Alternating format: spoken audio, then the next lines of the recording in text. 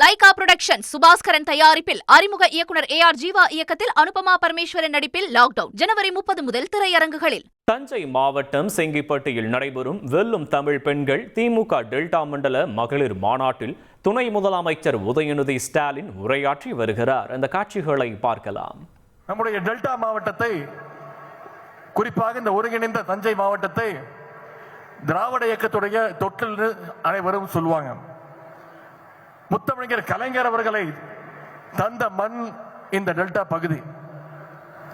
நம்முடைய கழக தலைவர் அவர்களும் அடிக்கடி பெருமையாக சொல்வார்கள், நானும் ஒரு டெல்டாக்காரன் என்று நம்முடைய தலைவர் அவர்கள் குறிப்பிட்டு சொல்வார்.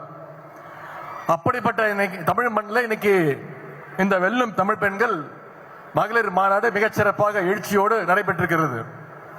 இதை சிறப்பாக ஏற்பாடு செய்த கழகத்துடைய பொதுச் செயலாளர் அத்தை கனிமொழி கருணாநிதி அவர்களுக்கும் கழகத்துடைய முதன்மை செயலாளர் அண்ணன் நேருன் அவர்களுக்கு முதல்ல என்னுடைய பாராட்டுகள், வாழ்த்துக்கள், என்னுடைய நன்றியை நான் தெரிவித்துக் கொள்கின்றேன். அவர்களோடு சேர்ந்து இந்த மாநாட்டை ஏற்பாடு செய்த டெல்டா பகுதியைச் சேர்ந்த அனைத்து அமைச்சர் பெருமக்கள், மாவட்ட கழக செயலாளர்கள், மகளிரணி நிர்வாகிகள், அனைத்து சகோதரிகளுக்கும் என்னுடைய பாராட்டுக்கள், நன்றியையும் வணக்கத்தையும் நான் தெரிவித்துக் கொள்கின்றேன். மற்ற இயக்கங்கள் எல்லாம் ஒரு வருஷத்துக்கு ஒரு வாட்டி, 2 வருஷத்துக்கு ஒரு வாட்டி மாநாடு நடத்துவாங்க. ஆனா திராவிட முன்னேற்ற கழகம் மட்டும்தான் சென்ற மாதம் திருவண்ணாமலையில இளைஞரணி நிர்வாகிகள் சந்திப்பு, அதன் முன்பு பல்லடத்தில் மகளிர் அணி மாநாடு, இன்னைக்கு தஞ்சையில மகளிர் அணி மாநாடு, மீண்டும் விருதுநகர்ல இளைஞரணி சந்திப்பு, அதன் பிறகு திருச்சியில மண்டல மாநாடுன்னு இப்படி மாசத்துக்கு ஒரு மாநாடு சந்திப்பு நடத்தி நம்முடைய இயக்கத்துடைய கொள்கைகளை, அரசினுடைய சாதனைகளை, தலைவருடைய சாதனைகளை தொடர்ந்து பேசிட்டு இருக்கிற ஒரே இயக்கம் நம்முடைய திராவிட முன்னேற்ற கழகம். நேற்றைக்கு தான் நம்ம எல்லாரும் மொழிப்போர் தியாகிகளுக்கு வீர வணக்கத்தை செலுத்தினோம்.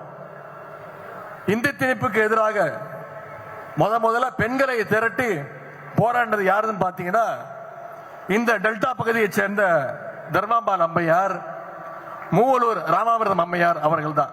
அதை கொடுத்த பகுதி இந்த தஞ்சை பகுதி. அது மட்டும் இல்ல, தென்னிந்தியாவுடைய முதல் பெண் டாக்டர் கொடுத்தது இந்த டெல்டா பகுதி தான். டாக்டர் முத்துலட்சுமி அம்மையாரை கொடுத்த டெல்டா பகுதி. அப்படிப்பட்ட இந்த பகுதி தான் நம்முடைய முத்தமிழர் கலைஞர் அவர்களையும் கொடுத்தது. இந்தியாவிலே முதன்முறையாக பெண்களுக்கு குடும்ப சொத்துல சம உரிமை கொடுத்தது டாக்டர் கலைஞர். இந்தியாவிலே முதன்முறையாக காவல்துறையில பெண்களுக்கு சம வாய்ப்பை ஏற்படுத்தி கொடுத்தவர் டாக்டர் கலைஞர்.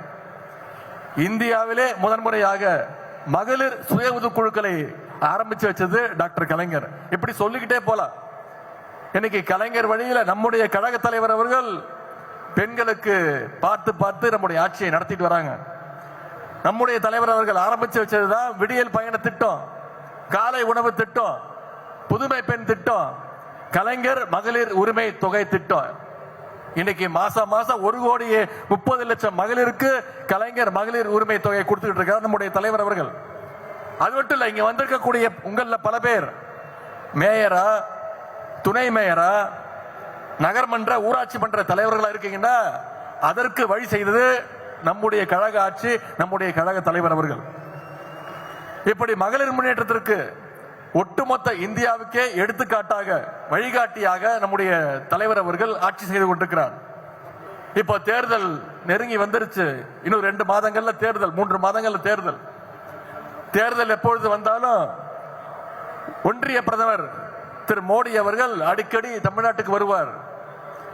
2 நாளுக்கு முன்பு வந்திருந்தார். வந்து என்ன பேசினாரு? நம்முடைய திராவிட மாடல் ஆட்சியில பெண்களுக்கு பாதுகாப்பு இல்லைன்னு பேசினது யாரு? ஒன்றிய பிரதமர் திரு மோடி அவர்கள். திரு மோடி அவர்களே, மைக்குன்னு நினைச்சு நீங்க கண்ணாடியை பார்த்து பேசிட்டு இருக்கீங்க. உங்களுக்கு நான் ஞாபகப்படுத்த விரும்புகின்றேன், 2023 இருந்து பாஜக ஆட்சியில் இருக்கக்கூடிய மணிப்பூர்ல மிகப்பெரிய ஒரு கலவரம் நடந்துச்சு. அந்த பெண்களுக்கு நடந்த கொடுமையெல்லாம் இன்னைக்கு நாடே பார்த்துச்சு. ஏராளமான பெண்கள் பாலியல் வன்முறைக்கு ஆளாக்கப்பட்டாங்க. அது மட்டும் இல்ல, பாஜக ஆட்சி சரியில்லை, சட்டம் ஒழுங்கு கெட்டு போச்சுன்னு இன்னைக்கு மணிப்பூர்ல ஆட்சி கலைக்கப்பட்டு ஒரு வருஷமா குடியரசுத் தலைவர் ஆட்சி நடக்குது மணிப்பூர்ல. 2002ஆம் ஆண்டு இதே பிரதமர் திரு மோடி அவர்கள் குஜராத்துடைய முதலமைச்சராக இருக்கும் பொழுது முஸ்லிம் மக்களுக்கு எதிராக ஒரு மிகப்பெரிய கலவரத்தை ஏற்படுத்தினாங்க. அந்த கலவரத்தில் அதிகமா பாதிக்கப்பட்டது யாருன்னு பாத்தீங்கன்னா பெண்கள். 5 மாத கர்ப்பிணி பில்கிஸ் பானுவை சங்கி கூட்டம் பாலியல் பலாத்காரம் செஞ்சிச்சு. குடும்பத்தையே கொலை பண்ணாங்க. அந்த கொடூரமான வழக்கில் குற்றவாளிகள் பக்கம் நின்னது பாஜக அரசு. காஷ்மீர்ல ஆசிஃபான்னு ஒரு சிறுமி, உத்தரப்பிரதேச மாநிலம் ஹத்ராஸ் ஒரு கிராமத்தில் இருந்து ஒரு பட்டியலின சிறுமி, இப்படி பல பெண்கள் பாலியல் வன்கொடுமை பண்ணி சங்கிகள் கொலை பண்ணாங்க. அந்த குற்றவாளிகளுக்கு ஆதரவு குரல் கொடுத்த கேடுகட்ட கட்சி தான் பாஜக. இந்தியாவிலேயே பெண்கள் அதிகமா வேலைக்கு போற மாநிலம்னு பாத்தீங்கன்னா நம்முடைய தமிழ்நாடு. அதே மாதிரி இந்தியாவிலேயே பெண்களுக்கு எதிரான குற்றங்கள் அதிகமா நடக்கிற மாநிலங்கள் எதுன்னு எடுத்து பாத்தீங்கன்னா உத்தரப்பிரதேசம், மகாராஷ்டிரா, ராஜஸ்தான், மத்திய பிரதேசம். இந்த 4 மாநிலங்களையும் ஆட்சி செய்து கொண்டிருப்பது பாஜக அரசு. பெண்களுக்கு இவ்வளவு கொடுமைகளை செஞ்சுட்டு தமிழ்நாட்டுக்கு வந்து பெண்கள்கிட்ட வந்து ஓட்டு கேட்கறது வெட்கமா இல்லையா திரு மோடி அவர்கள் என்று உங்களை பார்த்து தமிழ்நாட்டு பெண்கள் கேட்கிறாங்க. இப்படிப்பட்ட பாசிஸ்டுகள் தமிழ்நாட்டுக்குள்ள வந்தாங்கன்னா மகளிருக்கும் பாதுகாப்பு இருக்காது, நம்முடைய மாநிலத்துக்கும் பாதுகாப்பு இருக்காது. இப்ப கூட பெண்களுக்கு பேருதவியா இருக்கக்கூடிய 100 நாள் வேலை வாய்ப்பு திட்டத்தை எப்படியாவது முடக்கணும்னு ஒன்றிய அரசு முயற்சிக்குது. இவ்வளவு நாளா 100 நாள் வேலை திட்டத்துக்கு நிதியை ஒதுக்காம இழுத்தடிச்சாங்க. இன்னைக்கு அந்த நிதி சுமைய நம்முடைய மாநில அரசு மேல திணிக்க முயற்சிக்கிறாங்க.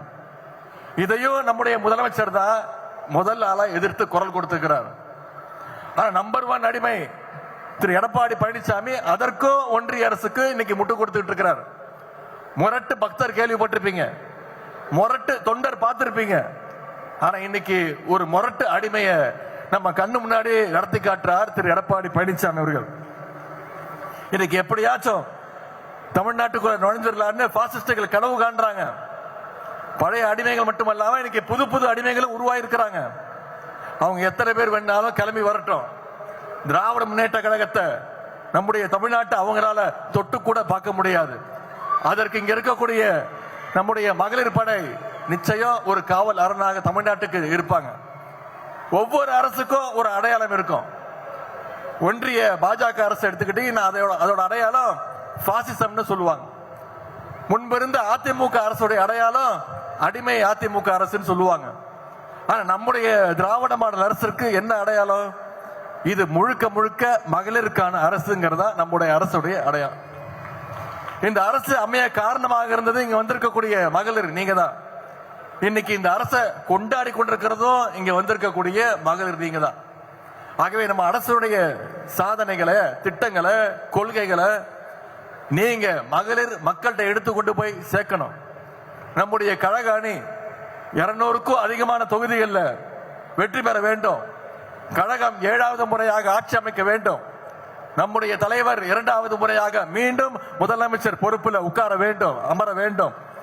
அதற்கு இங்க வந்திருக்கக்கூடிய மகளிர் நீங்க அடுத்த 80 நாட்களுக்கு நீங்க தேர்தல் பிரச்சார களத்தில் இறங்கி உங்களுடைய தேர்தல் பிரச்சாரத்தை நீங்கள் இன்னும் அதிகமாக வேகமாக நீங்கள் செய்ய வேண்டும் என்று கேட்டுக்கொண்டு ஒவ்வொருத்தரும் அயராது உழைக்க வேண்டும்.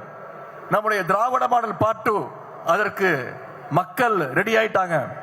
நம்முடைய முதலமைச்சர் தலைவர்கள் சொன்னது போல நாம தான் மீண்டும் வெல்வோம், நாம தான் மீண்டும் வருவோம் என்று கூறி உங்க அத்தனை பேருக்கும் மீண்டும் என்னுடைய வாழ்த்துக்களை கூறி நம்முடைய தலைவருடைய ஆட்சி தொடரட்டும், தமிழ் பெண்கள் வெல்லட்டும். நன்றி, வணக்கம். தஞ்சை மாவட்டம் செங்கிப்பட்டியில் நடைபெறக்கூடிய வெல்லும் தமிழ் பெண்கள் திமுக டெல்டா மண்டல மகளிர் மாநாட்டில் துணை முதலமைச்சர் உதயநிதி ஸ்டாலின் பேசின காட்சிகளை நாம பார்த்தோம். லைகா புரொடக்ஷன் சுபாஸ்கரன் தயாரிப்பில் அறிமுக இயக்குனர் AR ஜீவா இயக்கத்தில் அனுபமா பரமேஸ்வரன் நடிப்பில் லாக்டவுன் ஜனவரி 30 முதல் திரையரங்குகளில்.